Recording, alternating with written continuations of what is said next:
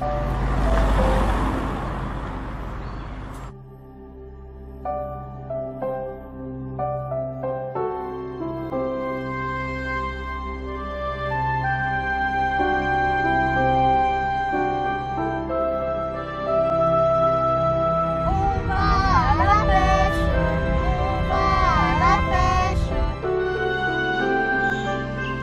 everyone, this is SJWs Attack for February 24th, 2017. I am still listening to CNN leaks and there is not much in them yet. But in the meantime, I found a funny article that I wanted to go over. From BBC News by Sherry Wilson. Should catfishing be made illegal? So I had the first question that many of you probably have. What the hell is catfishing and why should I care? So I went to the Urban Dictionary. Here's what we've got. Catfishing, the phenomenon of internet predators that fabricate online identities and entire social circles to trick people into emotional/romantic relationships over a long period of time. So they're like relationship con artists. Anne Rowe had a whirlwind romance with Anthony Ray after meeting him through the dating app Tinder. But their 14-month relationship came crashing down when she discovered his profile was fake. His name was not Anthony, and he was not single. In fact, he was a married dad who had initially used photos of a Bollywood actor on his profile and had lured in other women too. He used me like a hotel with benefits under the disguise of romantic, loving relationship that he knew I craved, said Anna.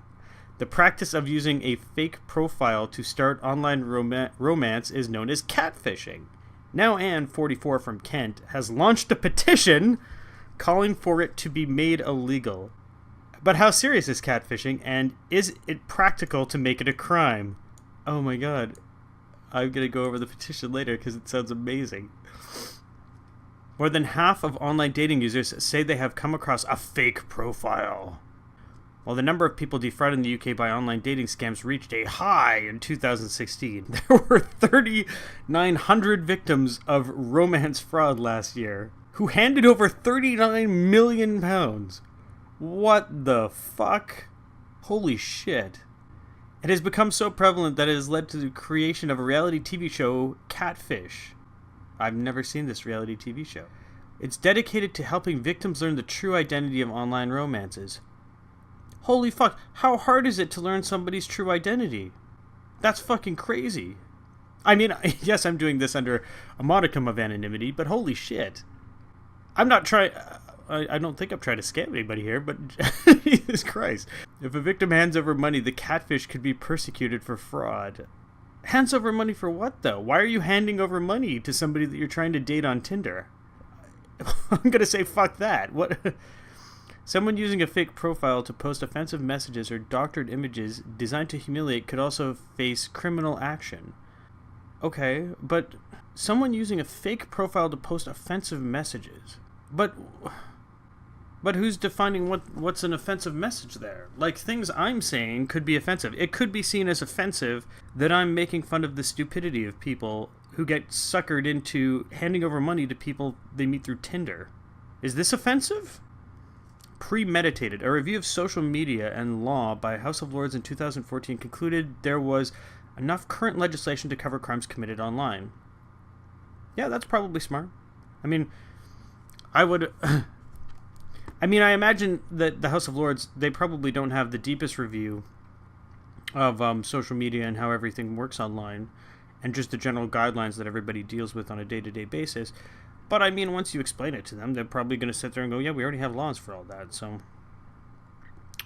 new guidance was also issued by the CPS in October to help the police identify online crimes, including trolling and virtual mobbing. Are those actual crimes? What's virtual mobbing? Is that like where a whole bunch of people disagree with you at the same time? I mean, trolling is... Arresting a troll is stupid, and policing them is kind of silly, because that's the whole point. They want to be policed. But Anna thinks the law needs to go further. Oh, God. All right, let's see what she wants. Oh, this is going to go into the petition, isn't it? Maybe I'll go through the petition in a second. I did not or would not consent to have a sexual relationship with a married man, but you did. let alone a man who is actively having relations with multiple women simultaneously. Okay, but you did. That doesn't make... Who cares? His behavior was definitely premeditated, showing his intent to use women, yet the current law will not find his actions a criminal offense. Okay, but it's not a criminal offense. What's the crime? Pretending not to be who he is and withholding truth from you is a crime? I don't understand. That doesn't make sense. Like, just because I don't tell my audience who I am as a, like, personally, or, like, what type of cereal I like, that's not a crime. Tony Neat, CEO of Get Safe Online, recognizes the devastating impact catfishing can have on victims. Okay, Tony, go ahead. It can ruin a life. It can, if they're retarded. I know there have been suicides because it's affected someone badly. Okay, yeah, but if we're going by that, there's so many more things that should be dealt with before catfishing. It can affect their mental stability and lead to depression, and the victims feel they can't trust anyone again. It could. But this is why you should always be skeptical. This is why there is such a thing as skepticism. I do think we need to look more closely at this in relation to how it is tackled at the moment. Why are we tackling it? I don't understand. I mean, yes, people getting conned because they're stupid is bad, but it's funny at the same time because Jesus Christ. Like, these people should know, right? It's current year. Come on, guys. There should be a discussion about punishing the worst catfishing offenders. I love how discussion is in quotes. I don't understand. What are you gonna do to them? Out them? I mean, he raised concerns about how practical a new law would be to implement. I think it would be tricky to put into practice. I really feel for that poor woman. That poor woman. We have to be realistic on how far we got and how the police would be able to enforce it. I'm sorry if this sounds like victim blaming, but seriously, you know what you're doing when you get into this stuff. We can't have people being hurt. Really? Good luck with that. Something we've got to look at. Okay, well, good luck. Many dating websites offer users advice on how to spot a scammer and tips to avoid being taken in by a fake profile. Yeah. How hard could it be? Like, I've never really dated using online websites, and only twice have I ever gone to meet anybody that I've met online in a dating way. And both of those times, they were totally unlike their profile, completely. They were women, they were completely unlike their profile, and I just left. I had lunch with them, I said, cool, nice to meet you, and I just didn't talk to them again. How hard is that? Unbelievable. Popular dating site Match.com. And what I don't understand is this woman is talking about how the guy was using a picture of a Bollywood actor, and she didn't realize it wasn't the same guy. Like, that's crazy to me. I'm like, nuts. Popular dating site Match.com has a team which will remove unwanted accounts and check photos and personal ads. Okay. That's kind of weird. It also has a built-in screening system that can help identify suspicious accounts, remove them, and prevent re-registration. Okay, well, that's fine. That sounds logical. But the advice has not stopped many people being duped. No! Because people are idiots. University professor revealed how she was tricked out of £140,000 by a gang using a fake profile. Okay... Oh my god, do I really have to read this article too? How do you get tricked out of $300,000? Okay, I'm not going to spend as much time on this one, but this woman described how she was tricked by a fake profile in January 2017. Really? Okay, let's listen. Millions of us use dating websites, but not everyone online is looking for love. Every year, thousands of single people in the UK are conned by criminals using fake profiles on dating sites. I woke up in the middle of the night and suddenly realised not only was it a scam, but that this so-called John was part of this gang. Judith Lathleen is a university professor from Winchester. In 2015, she decided to try online dating. John Porter from London was her strongest match. Like Judith, he was a Christian who emphasised honesty and trust. He sounded wonderful on the phone, and so we started getting quite friendly quite quickly, really. John claimed to be working abroad. After weeks of daily messages and phone calls, the conversation turned to money. When he went to South Africa, what he said was, I've got to have a bond of good faith against me not delivering the goods. Well, I have known people who've been in business and they have to put up a bond of good faith. So again, I didn't think it was strange. He lost his passport. This was a story. The emails started getting a bit frantic, and I immediately, because I was so believing in him, I immediately said, don't worry, John, I can loan you some money. You're a respected academic, you're clearly intelligent, successful, articulate. Judith, why was your judgment so poor here? Because I believed in John. I believed that I was helping him. And I was completely bowled over by him. This woman, who is a professor, got conned by her own generosity. When people ask you for money on the internet who you've never actually met in real life, don't give them money. Especially not thousands and thousands of dollars. Unbelievable. Okay.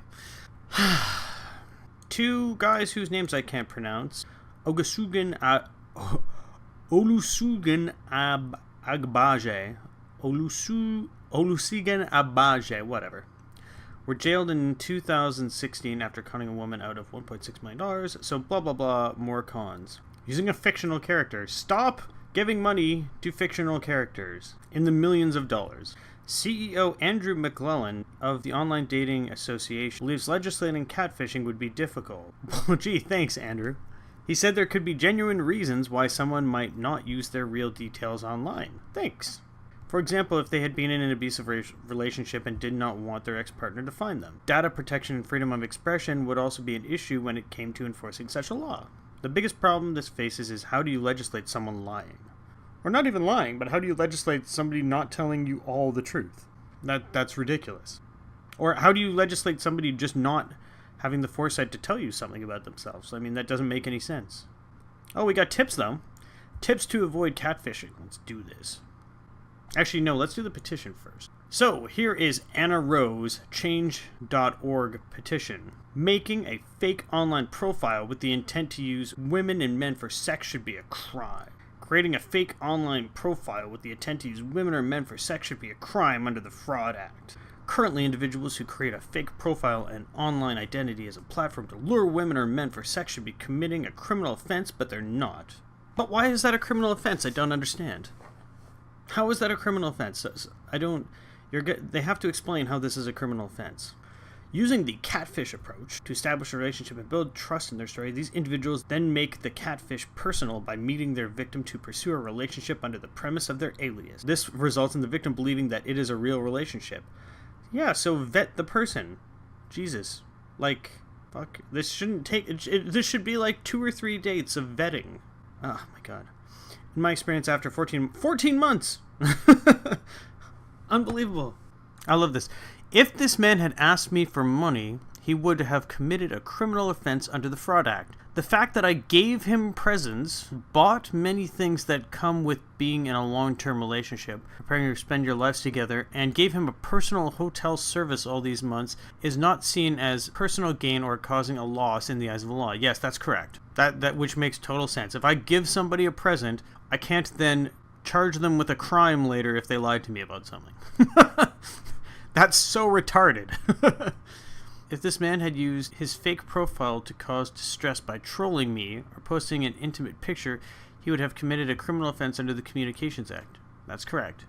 The fact that he caused distress by using me through misrepresenting who he was and deceiving me, taking over a year and a half of my way, causing me to have weeks off of work and see a counselor on a weekly basis to work my way through what has happened to me is not seen as criminal in the eyes of the law. That's correct, and that makes complete sense. If this man had been transgendered or claimed to be a doctor and deceived me through misrepresentation into having a sexual relationship with him, committed a criminal offense. The fact that he claimed to be a doctor. If this man had been transgendered or claimed to be a doctor and deceived me through misrepresentation into having a sexual relationship with him, he would have committed a criminal offense. What does doctor have to do with it? The fact that he deceived me by allowing me to believe he was single, divorced, looking for a long-term meaningful relationship, which was the only way I would have started a relationship with him, is not seen as taking my choices away or getting sex by deception in the eyes of... That's correct.